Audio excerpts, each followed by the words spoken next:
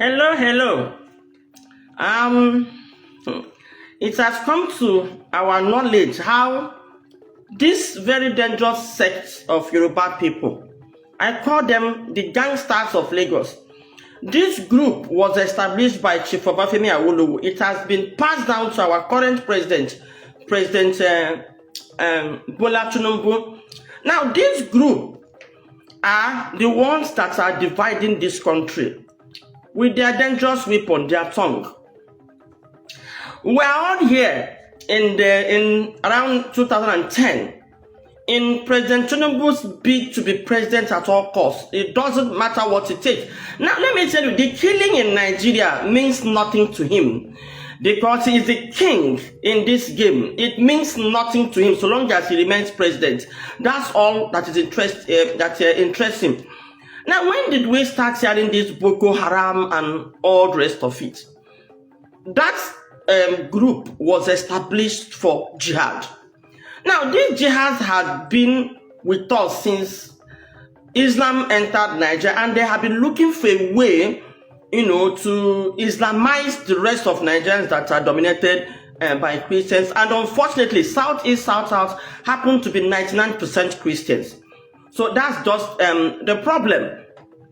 Now, what many people did not know is that 1966 genocide was actually jihad oriented. It was meant to continue to jihad. Even the war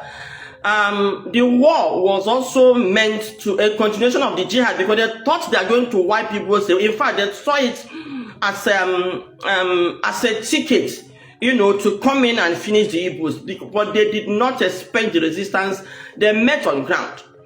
Now, take a Asaba massacre, for instance, where over 1,000 armless young men were massacred when they actually came to surrender and welcome them, and they were killed and buried.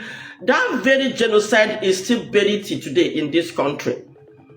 Now, the Boko Haram, our former President Buhari was bent on Islamizing Nigeria, and he got a partner from Southwest, just like Gowon got a partner from Southwest in the person of Obafemi Awolowo. Remember, that coup was actually carried out to free Awolowo. The moment the coup failed, the gangsters, whose weapon is the tongue, carried their propaganda, turned it on peaceful, innocent Igbo men and women that were going about their business. It was termed Igbo coup. It mentions you that since 1966, we've had over 5 coups. None have been termed Southwest coup, Yoruba coup, Hausa coup, Middle Belt coup. Even the bloodiest coup that killed our former president, Murtala Mohammed, was actually, I thought they would have termed it Middle Belt coup, because that coup was actually carried to avenge the removal of Gowon. Nobody termed it Middle Belt. We begin to hear Dimka and the rest of. Nobody knew where these people came from. Now, how on earth was 1966 coup an Igbo coup? Okay, and if you look at during the war, the South were just like they're enjoying now. Nothing is happening. Nobody is killing them. They're enjoying. They were protected. If you move from Lagos to Ogun State, you won't see any single policeman, not to talk of no military checkpoint. From Lagos, I think from Lagos State to Ondo, I think you start seeing military from Edo State. You won't see any military checkpoint. Are they saying Southwest has always been known to be very violent in nature, given the agros in Lagos, the cults in Lagos, the cult in Ogun State?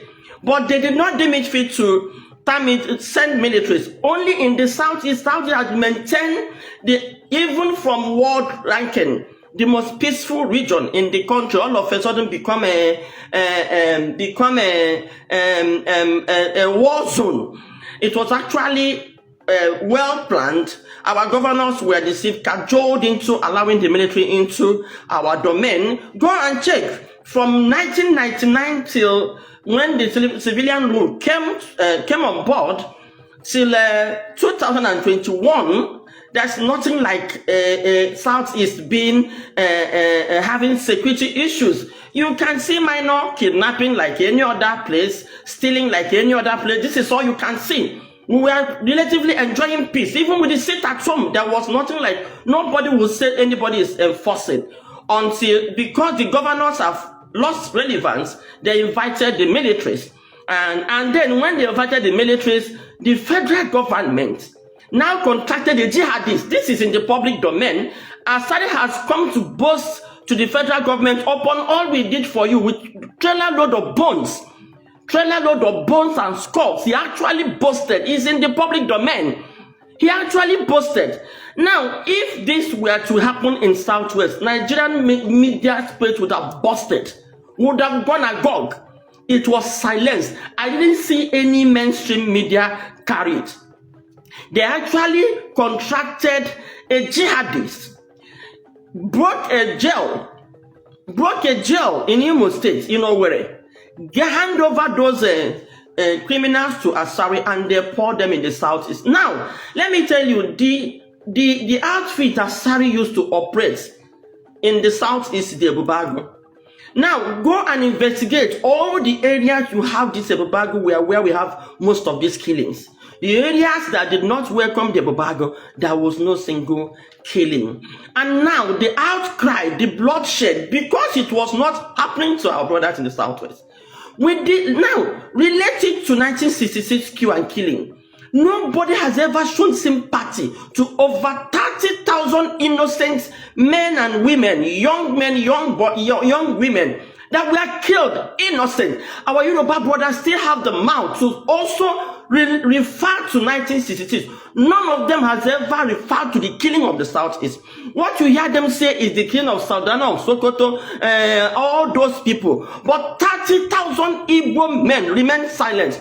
You will see someone like Dr. Ruben Abad. I don't even know how he got that doctor, because that man behaves like a madman. He speaks like a madman. He talks like a madman. I don't know who gave him that space to be talking. That man is actually inciting Nigerians against one another. You will always see him make references that the North have not healed.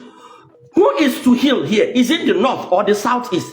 Now, Dr. Ruben, but let me ask you, what happened to the 30,000 innocent Igbos that were killed? Not just Igbos, from Edo State. How come now Yoruba was killed? Are we not Southerners? Are Yorubas not Southerners? Why didn't they? Why wasn't they killed in 1966? Every time you flaunt, the North have not forgiven the Igbos. For what? What have the Igbos done that any other tribe have not done? The Yorubas have committed a planned coup, led by Onodu Igbo Vol.5. The Middle Belts, Dimka, Oka, name all the coups. Who is forgiving them? I want to tell you that the agreement between the British and the Fulani has collapsed. And the only person that collapsed it is Trump. I want the world to understand this. Because he said no other person. It is not possible. It is not possible. This persecution of the Igbo people, this orchestrated, almost global persecution of the people, stops with me. It cannot happen. It can never happen. That is why we do what we do. That is why I do what I do. I am campaigning for the freedom of my people because of the persecution that we are facing. It's as simple as that. Nothing more, nothing less. Thank you very much. Comes back to her because she said no other person. It is not possible. It is not possible. This persecution of the Igbo people, this orchestrated, almost global persecution of the people, stops with me. It cannot happen. It can never happen. That is why we do what we do. That is why I do what I do. I am campaigning for the freedom of my people because of the persecution that we are facing. It's as simple as that. Nothing more.